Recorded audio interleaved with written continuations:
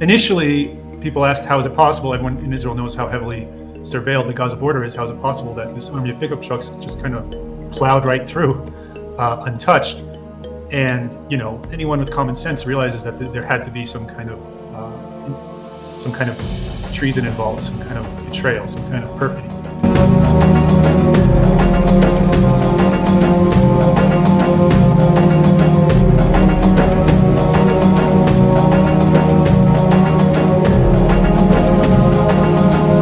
Welcome, or good morning, good afternoon, depending on where you are in the world. We've got another Cafe Locked-Out special, so we're very privileged and honoured to have David Sidman back with us today. He's a former IDF Special Forces Operative who operated or was deployed along the Gaza border and knows that area, the Israel-Gaza border, like the back of his hand. So, David, welcome back. Thank you for having me. Now, since we last spoke, it was not long after this conflict started when Hamas infiltrated and invaded Israel in a surprise, or what was portrayed or is being portrayed as a surprise attack. So a lot has obviously happened since the conflict started. A lot of developments have come.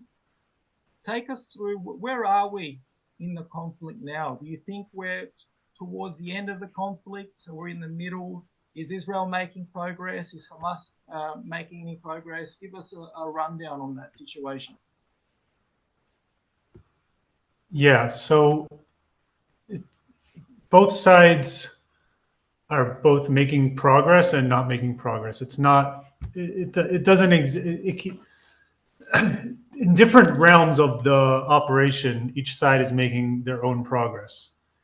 For example, in terms of conquering territory, Israel is making some progress. They're currently situated in northern Gaza, which is something that did not happen. There were no ground forces or ground presence in northern Gaza since 2005 on a permanent basis, meaning they would go in and out during incursions, but now they're really setting up actual camps there. Just to clarify, there's no Israeli presence. Just for the uninitiated, aren't familiar with the situation there, there's actually no Israeli presence in Gaza at all, whether it's in the north or the south. I just wanted to clarify that for the benefit of the audience. There's no Israeli civilian presence, but right now there is military presence in northern Gaza. And they are kind of, in a lot of very symbolic ways, reclaiming the territory, whether it be through setting up mezuzahs, which are these religious boxes that we Jews put on our doorposts.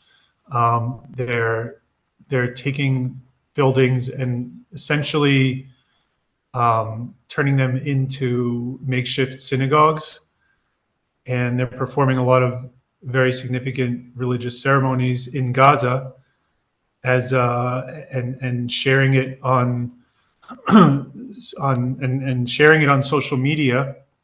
And when Israelis see these soldiers performing these rituals, these religious rituals in Gaza, it provides a lot of hope for the Israeli people that, when they see Jewish practices being taken place in Gaza, it makes the idea that the return to Gaza is real and that it's within our reach.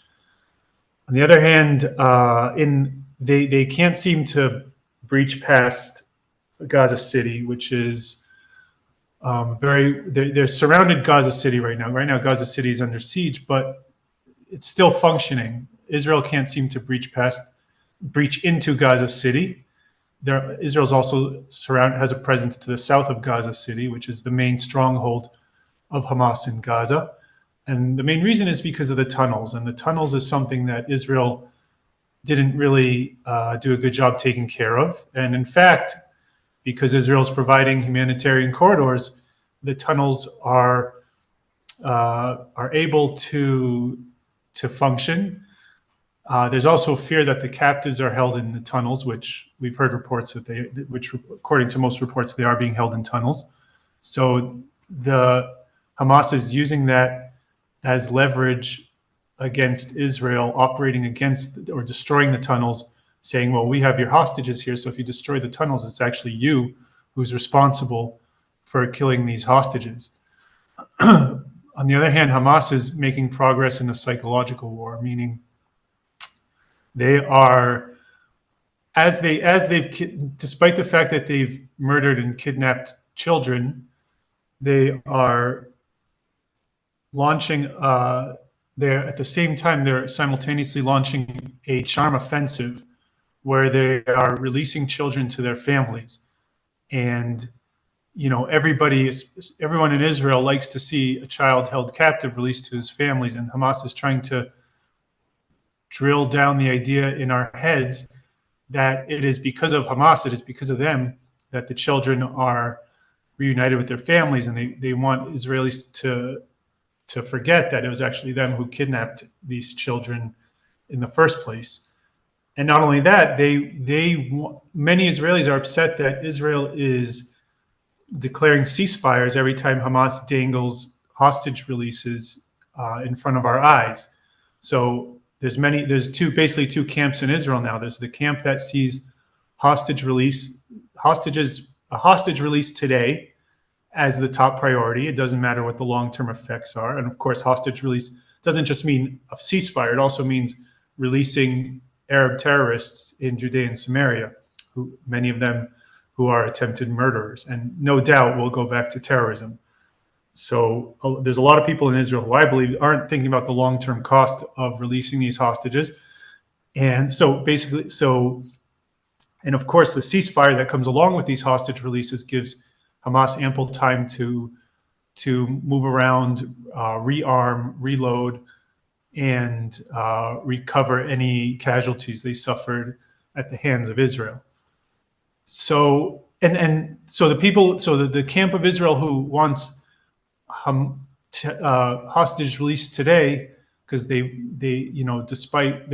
not thinking about the long-term ramifications of and the cost that's involved, are basically opposed to people like me who believe that the hostages, there's much more going on here than just the hostages themselves.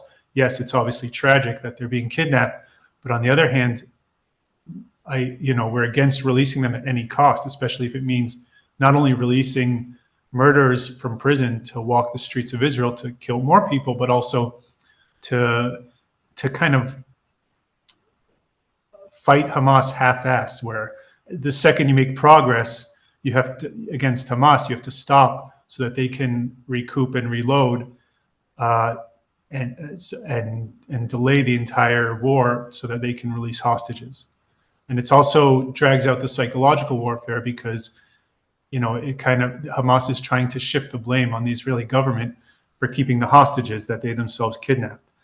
So they're really, really trying their hardest to manipulate the hearts and minds of the Israeli people with this whole hostage crisis, and they're trying to completely dull the emotional reactions of Israelis and drag out the war, so that we get to on the one hand we want revenge, but Hamas wants, if Hamas's charm offensive is somewhat successful, then it'll quell the Israeli desire for revenge for the attacks that happened on October 7th.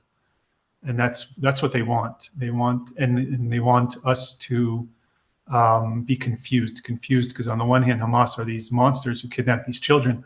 On the other hand, they want to be perceived as these angels who are releasing children back to their families. So they're definitely winning on the psychological, not to mention the PR front. There was an image of a masked Hamas gunman who prompted an Israeli mother and daughter, a young girl, to wave while he was brandishing a Kalashnikov. They were smiling at the cameras, but that was seized by certain individuals saying, "Oh, look how Hamas treats them so well." And there was another image of a girl, a teenage girl on crutches. She was shot in the leg, and she looked like she was smiling. She looked a bit happy, but I guess she was happy because she was being released. But they were using that as evidence to show, well, look how humanitarian Hamas is, and they juxtapose that with images of Israeli soldiers allegedly mistreating Arab children. thought, look, that was Yeah, I mean, they know the problem with a democracy is that anyone can film unedited footage. Whereas with Hamas, they're very good at, I mean, those of you who know, many people don't realize, but most of the casualties and um, death and destruction we see in the videos that are spread on social media about what's happening in Gaza are 100% fake. And the Arabs in not only in Gaza but also in Judea and Samaria have created this entire industry. There's a great documentary called Pallywood, where basically they have an entire section. Hamas isn't just fighters with AK-47s. They have an entire sector of crisis actors, many of them children, who they basically bury inside rubble and then show people carrying them, and it's a whole production to pull at the heartstrings of the West. So they know, and anyone who shows the before, will get probably arrested or persecuted. It's very controlled. And,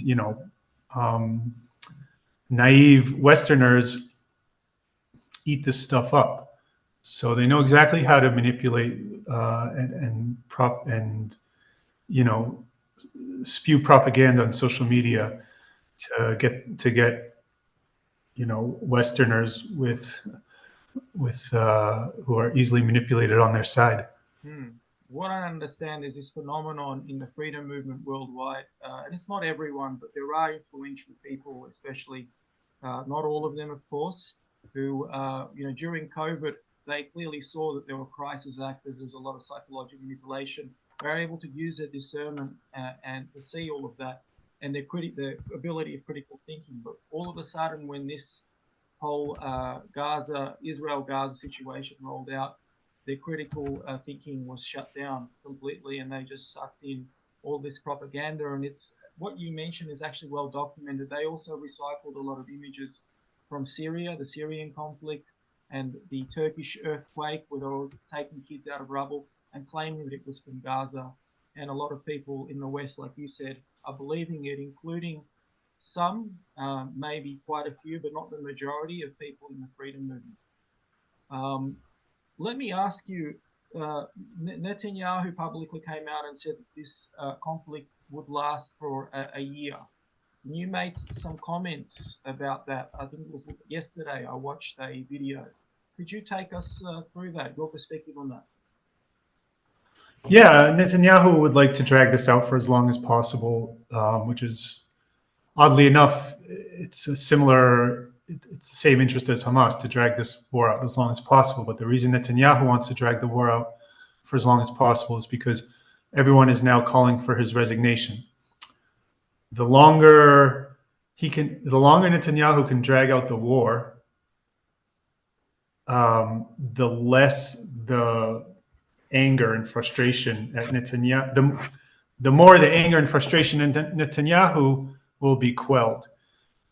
And not only that, if Netanyahu is trying to position himself as not only the prime minister who will take out Hamas, but also the prime minister who, like Hamas, reunites these captives with their families. If you recall, when Gilad Shalit was released from captivity, Netanyahu's his first move was to get a photo op to kind of demonstrate to the Israeli public that it was him that released Gilad Shalit. He got this photo op before Gilad Shalit could even greet his own family. So Netanyahu also understands that the Israeli people are emotionally attached to these captives, and that it could help his chances of success. How he's going to defeat Hamas, it's hard to say, because Hamas will not be defeated, cannot be defeated until all captives are released, and therefore Hamas will have no incentive to release any captives, knowing that when they do, Netanyahu will defeat them. So I think the very end game for Netanyahu isn't 100% clear. But what he does know is he's going to try to drag this war out for as long as possible, so that he can avoid, resignation that will be demanded of him, just like it was demanded of Golda Meir during the Yom Kippur War. She stepped down pretty much right away after the war, but Netanyahu doesn't want the war to, I don't think wants the war to end very soon, because that would mean that he'd have to step down in shame. And he's trying to build back his reputation and use the war and the time to do that.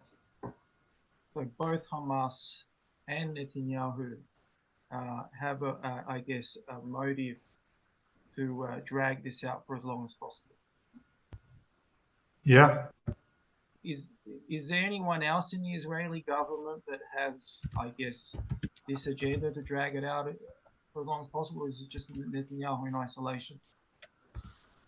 Yeah, I think, all of the officers, all of the intelligence officers, the chief of staff, the defense minister, everyone who could be held responsible for the events on October 7th, it would be in their interest to drag this out as long as possible, because this is their time to kind of save face from a very angry Israeli public who wants their heads, who wants them to be held responsible, which is why the current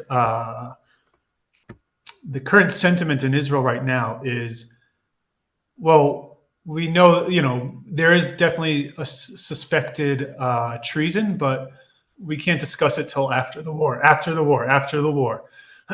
No, it's almost like taboo to talk about it until after the war, because talking about it now will impede the war efforts, even though I don't even see this as an actual war. It's a fake war where, the minute Israel makes progress, there has to be a ceasefire so that hostages could be potentially released on Hamas's terms.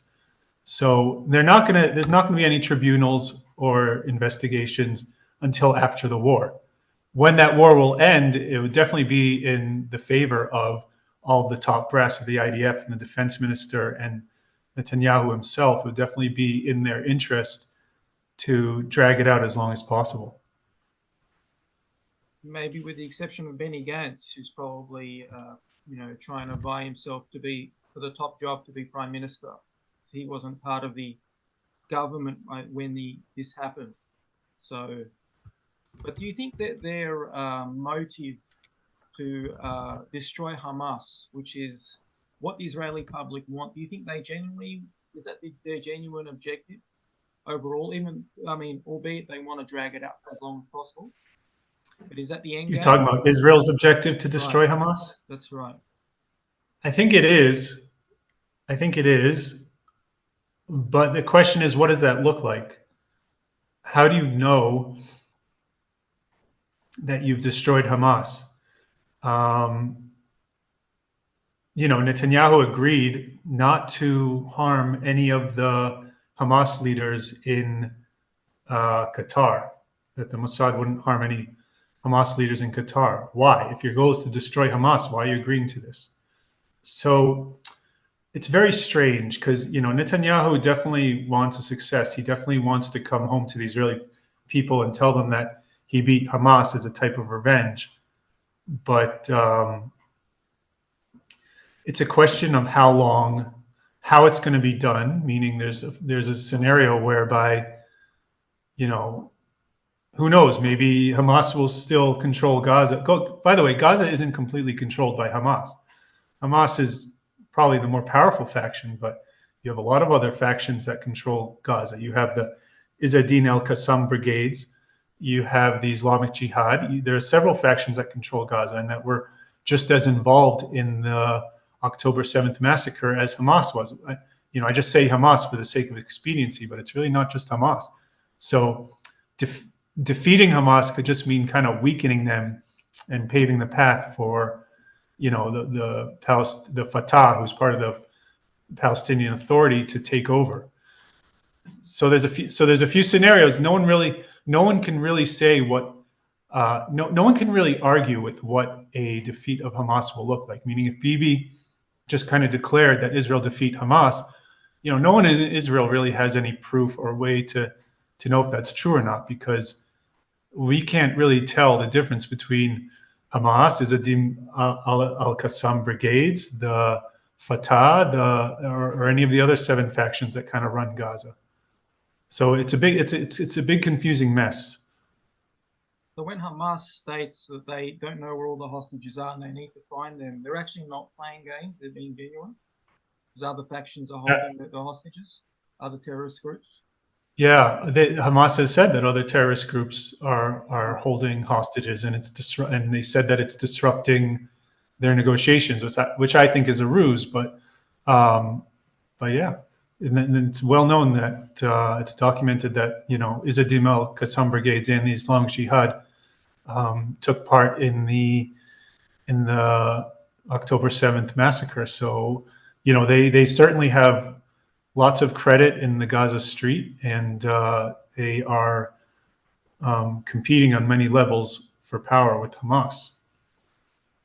There was a news story about Israeli IDF female soldiers who were working in remotely, guarding the CCTV cameras along the Gaza border, and they were noticing various anomalies, various unusual activities along the border fence, and they were reporting it back to their superiors. So can you just touch on that for a little bit and maybe expand on that?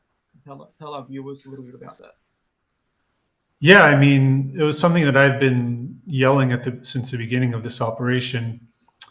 But this just, it just vindicates the theory that this was an inside job.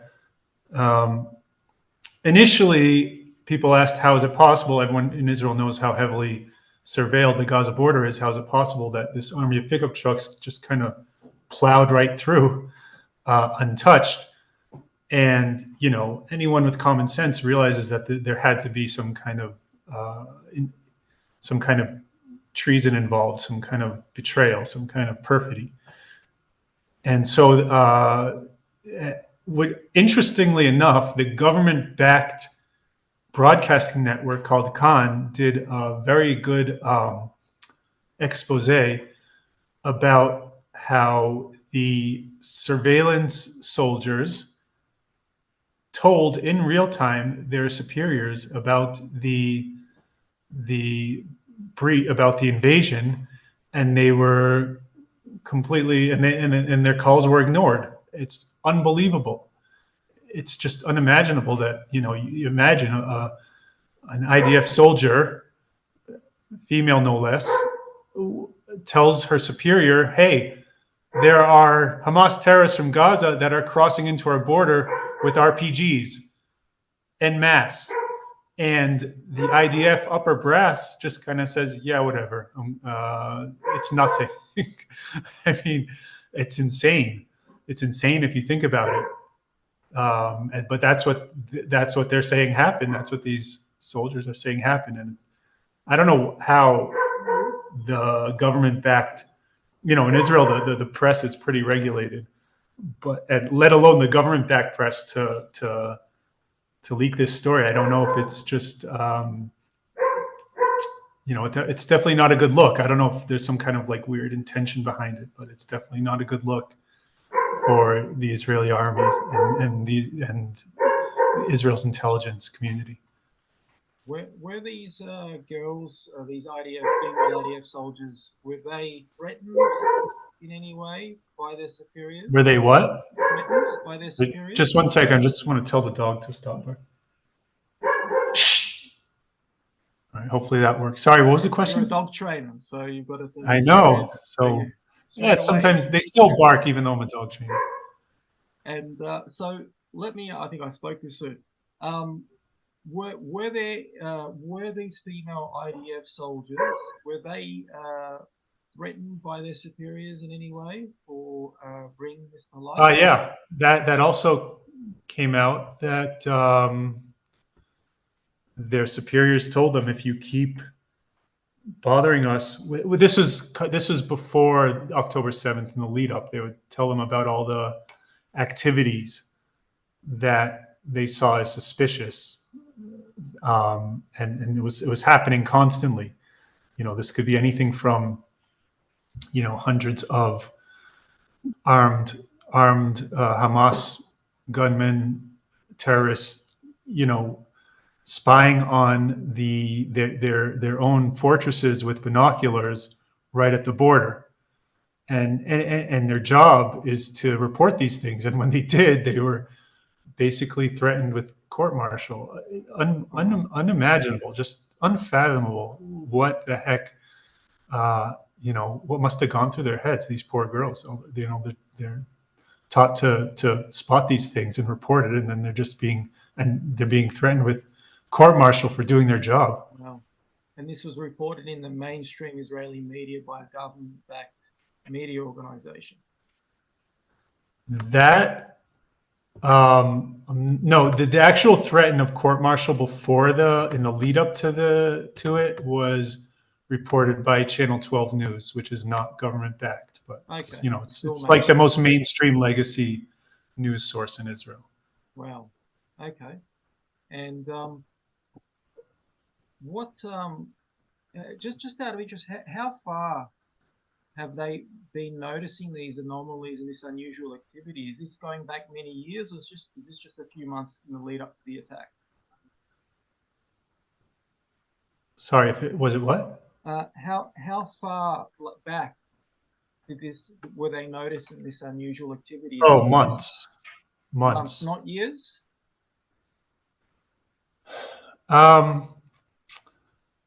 It's hard to say exactly what the time frame was. It was gradual. It was gradual, meaning they noticed things, but it really started to intensify in the I'd say 2 to 3 months leading up to October 7th. But there's definitely signs before that, but it was something that kind of went from low to high. So it's hard to say exactly when and what. And what do you think, in relation to it being an inside job, what do you think the motivation was for this, the rationale behind this? So there's several possibilities. The one that I think is most plausible is that, look, right before October 7th, Israel was going through a bit of an internal crisis. It didn't reach anything like blood in the streets, but there was massive protests every week against Netanyahu's proposed judicial reform. And the army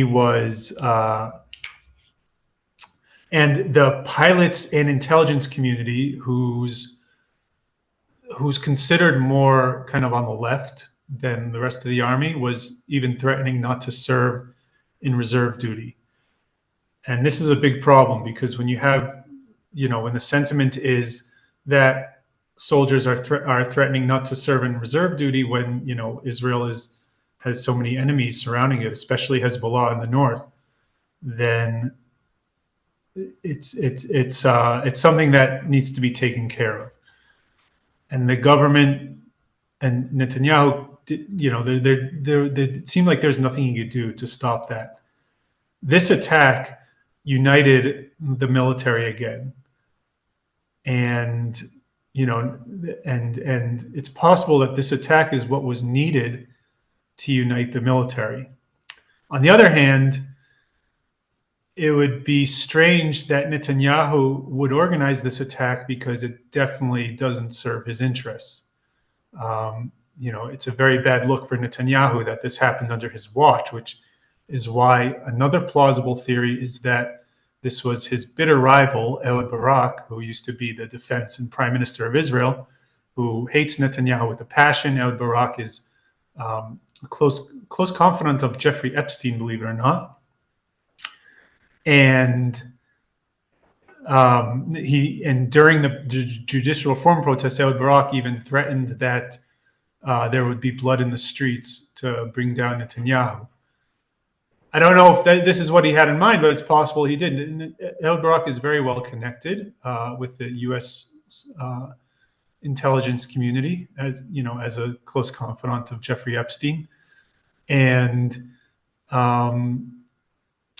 the only member of Netanyahu's coalition who voted with the opposition in the judicial reform was none other than Defense Minister Yoav Gallant. So the defense minister is in charge of the military. So that's another theory that Ehud Barak colluded with the U.S. and the defense minister to stage this event, which could and the reason why the U.S. would have an interest is because the U.S. first of all, they need a war because the U.S. economy is about to collapse, and a war might be just the thing to buoy it. And they're losing support over their failed intervention in Ukraine and Russia, the Ukraine and Russia war. But the U.S. knows that many Americans, especially on the right, the more conservative Americans, care about Israel. So if Biden is perceived as getting involved in the Israeli conflict, then they could see a lot of then that could really help Biden's chances of getting reelected. So there's a few different potential scenarios here that could work out, but it's hard. It's we'll never really know what the real reasons are. Everyone seems to be distracted about, at one point people were talking about excess deaths around the world, and no one seems to be talking about that. Not as much. A lot of people are now distracted. First it was with the Ukraine, and now it's with this conflict. Netanyahu seems to have a lot of enemies. I don't think Ehud Barak is the only one. His only arch enemy. He's managed to have accumulated a lot of enemies, including on people on the right that really hate him. And I'm surprised that he's managed to hang on to power for so long, for over a decade, over 15 years. It's quite remarkable. He's a remarkable politician. So yeah, it's crazy. Israel is the people of Israel are mostly right wing, and Netanyahu, I don't think he's any more right wing than anyone else who's considered to the left, but he's done a very good job of convincing people that he is more right wing than the alternative, and he surrounds himself with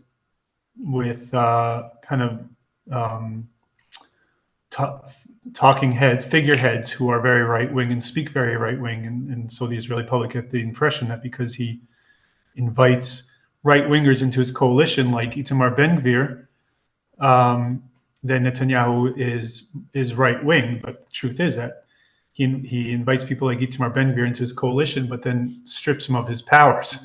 So it's a game, and I think people are finally fed up, and the Israel, and it's more likely to me that it's hard to say, because on the one hand there is an interest for Netanyahu for this to happen, to unite the military against what could have been an impending war that we didn't know about from all fronts. Meaning it could have been a simultaneous attack from Hezbollah and Gaza and Iran on the same day, and then Netanyahu just kind of allowed Hamas to preemptively strike to throw off the scheduled attack, which would unite the Air Force and intelligence communities with the rest of the military, it could have been a U.S. Defense Minister Gallant plan with Ehud Barak kind of involved. Because one thing that most people don't realize, a lot of the top military generals in Israel are essentially selected by the U.S. The U.S. has a system of overseeing which generals get selected. They bring them into, they educate them, they brainwash them at this institute called the Wexner Institute, which was named after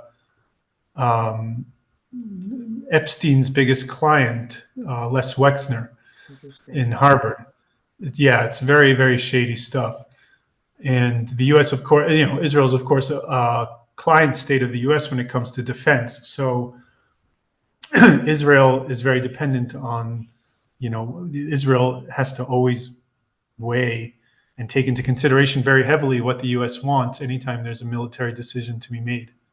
Let me ask you this. A lot of people that are critical of Israel, whether it's in Australia or in other countries, use this talking point that Israel basically uses US taxpayer money and misuses it and benefits, and the US taxpayer and the US basically lose out as a result, and Israel takes advantage of that relationship. How would you respond to that accusation or talking point? Well, first of all, most people don't realize that the U.S. doesn't give Israel any cash. The near $3 billion that the U.S. gives Israel is loan guarantees.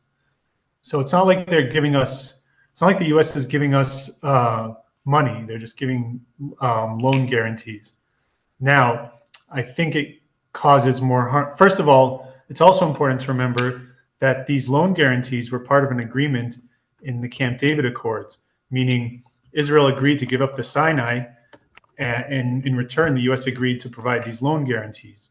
So if if a U.S. citizen is opposed to these loan guarantees, like I am, for example, for different reasons, That's interesting. but if a U.S. citizen is opposed to these loan guarantees, then they should be willing to allow Israel to retake the Sinai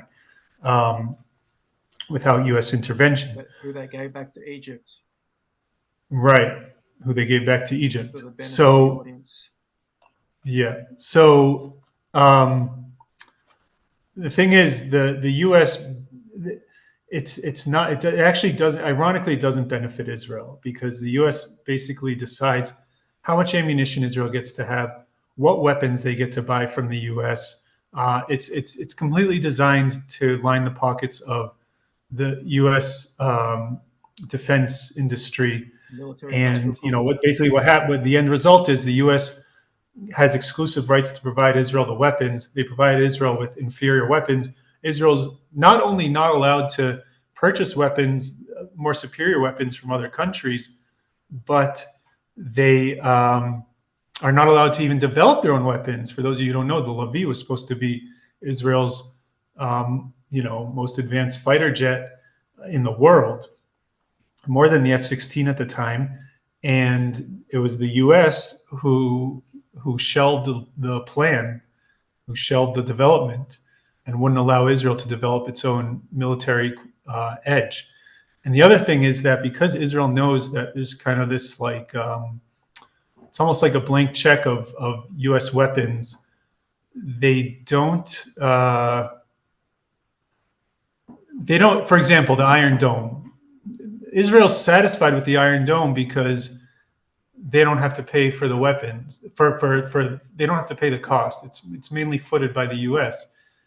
But if the Israeli taxpayer had to pay the cost, then Israel would find more efficient ways to defeat Hamas instead of this, force field that doesn't really work most of the time.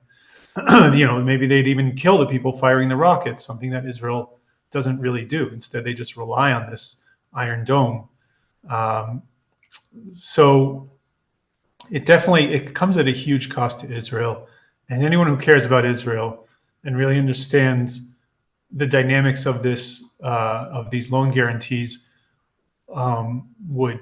would be very against it and would prefer that Israel be self-sufficient and that Israel gets to choose who they buy weapons from and if they get to develop their own military technology, and if they if they could produce their own ammunition, which at the current time they don't do.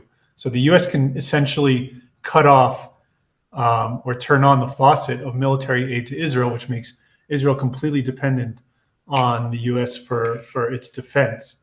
And even the F-35 systems can be shut down by the U.S., believe it or not. So for example, Israel plans to attack and invade Iran, the U.S. could theoretically shut down the F-35s that they provided Israel remotely from Washington. Wow. So it makes Israel totally dependent on the American military-industrial complex, and it also stops them from competing with the military-industrial complex by making their own military products and marketing that to other countries, or even getting weapons from other countries. Yeah, that pretty changes much. the whole perspective of the situation, from the official narrative that Israel's taking advantage of, the American taxpayers, and it's a one-way relationship where Israel benefits and the Americans, or the American taxpayer loses out. Let me ask you also, with this inside job. I mean, it's interesting. I mean, you're on the right. You mentioned that a lot of Israelis are on the right wing. Are you, when it comes to this theory that it may have been an inside job, are you a lone voice, or is this a No, mainstream? there's a lot of us here in Israel who believe that.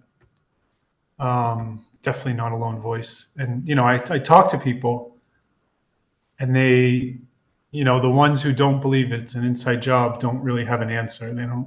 They can't explain everything that happened.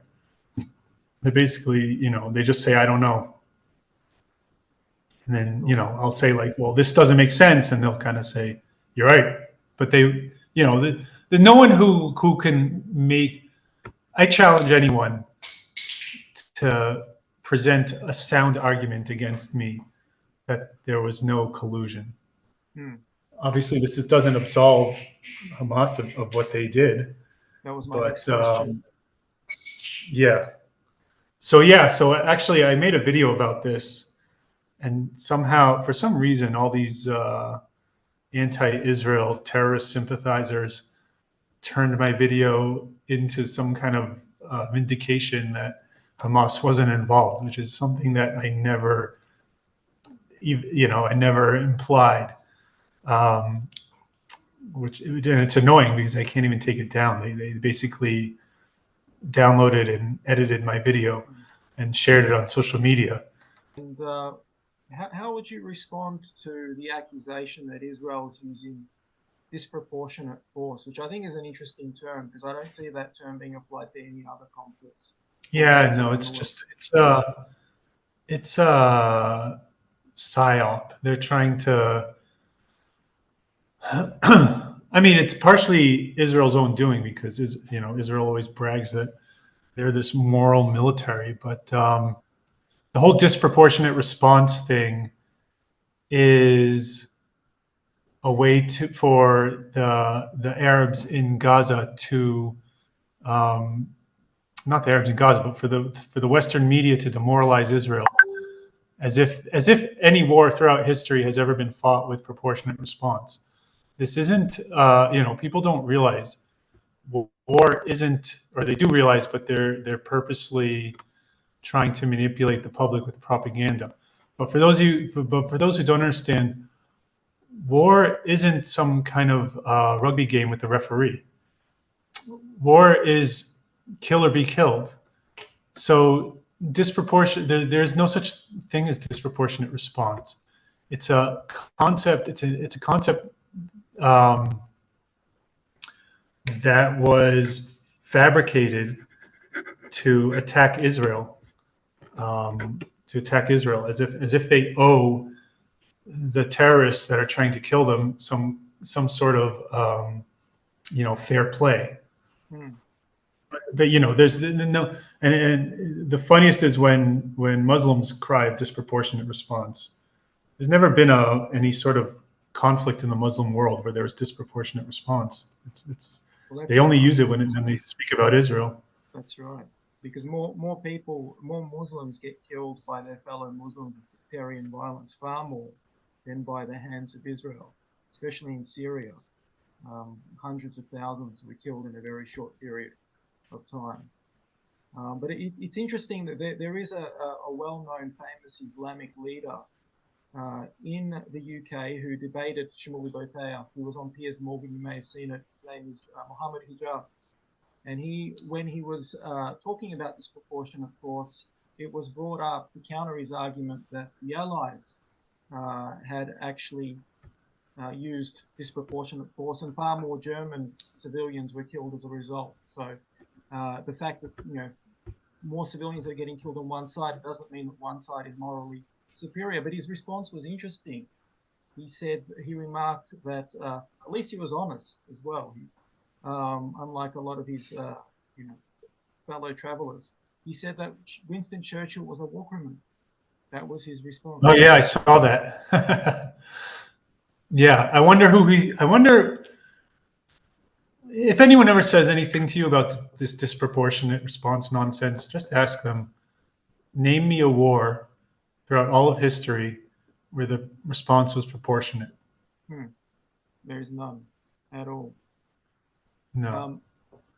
And also, I think it's interesting that he, on the one hand, you've got this influential Muslim leader in the UK saying that the hero of the United Kingdom of the West, Winston Churchill, was a war criminal equivalent to the Nazis, to a Hitler, or maybe even arguably worse, according to his perspective, keeping in mind that the Nazi Germany was also allied to the Arab Muslim world as well. But it's also interesting to note that a lot of pro-Palestinian, these aren't isolated incidents, this has been happening in Australia, in Canada, in the UK.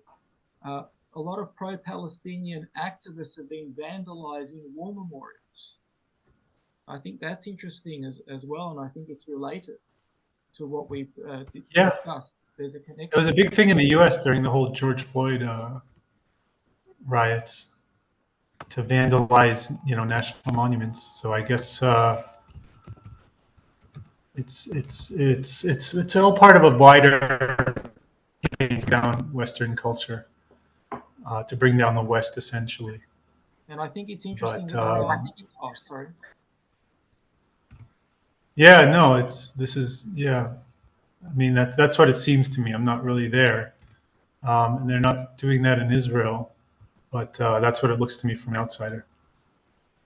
And it's interesting also that there are people in the freedom movement who are siding with the Palestinians and very critical of Israel, but they claim to be patriots. One most notable, most famous is probably Candace in the US, but there are others. Yet they have nothing to say when these activists from the Palestinian side are vandalizing war memorials across the West and hijacking Veterans Day ceremonies. These so-called patriots are silent. They have absolutely nothing to say about that. So, have you been following the rallies around the world? Somewhat, I see them. I know. Yeah, I mean, I see that there's a lot of Hamas rallies or pro-Arab, anti-Israel rallies throughout in a lot of places in Europe and America and South Africa. Yeah.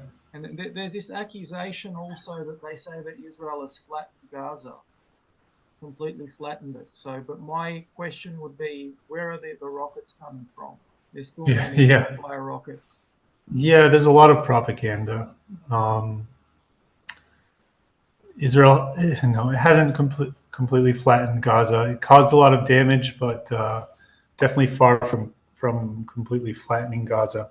And flattening Gaza isn't even the main objective, because a lot of what goes on in Gaza happens underneath Gaza in the tunnels. So even if Gaza is completely flattened, it doesn't really address the issue of the tunnels, which is the real problem, which is where things get really, really complicated. And there's also a claim that there's no food, no electricity, no water. But again, how are they managing? Yeah, it's funny how, sometimes I go on Twitter and everyone's claiming there's no electricity, and yet everyone somehow is able to charge their cell phones to take videos of people carrying each other from rubble. So, you don't even need to be on the ground to know what's true and what's not true. You just need to have a little common sense. I saw one tweet of a Palestinian activist from Gaza, purporting to be from Gaza, saying, "Thank God I'm alive, but there's no internet access." And he's saying that while he's tweeting. So I thought that was interesting. Yeah, it's crazy. It's like, and people believe it. People, who are you going to believe, him or your lying eyes? That's right. They just lap it up. They take it for face value. David, do you have anything else to add to what we've discussed? Any other interesting points? Nothing. Just God watches over Israel, and it's very difficult to understand what goes on in Israel if you don't put God into the equation. Many of us in Israel really feel that. It's not just some religious cliche.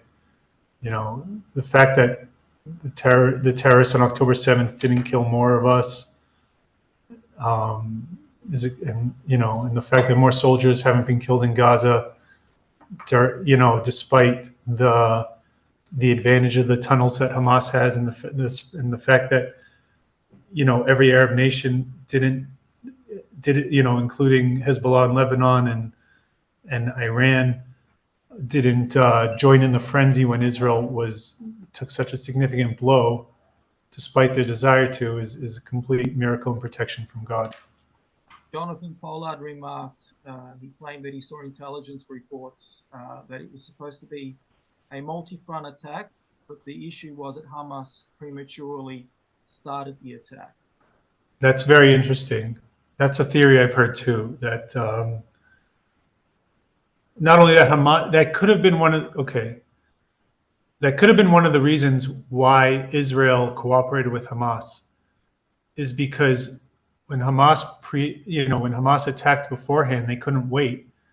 It threw off the whole multi-pronged attack. Now, if Hamas and Hezbollah and Iran and all these other nations were to attack Israel simultaneously before October 7th, it would have been much worse, not only because it's a simultaneous attack from many different fronts, but because it was at a time when Israel was very divided and the Air Force and intelligence communities were threatening not to serve in the military. And it's possible that Israel allowed Hamas to preemptively attack Israel to throw off their entire schedule and use that event to unite the military, which is exactly what happened. So that's one running theory. So yeah, that's very possible. If that was the case, it's more likely than not that Netanyahu was involved. But it's hard to say. Interesting. Okay, well, David, it's been an honor to have you back on and sharing all your insights. Thank you so much for your time today. Anytime, my pleasure. Thanks for having me. Thank you.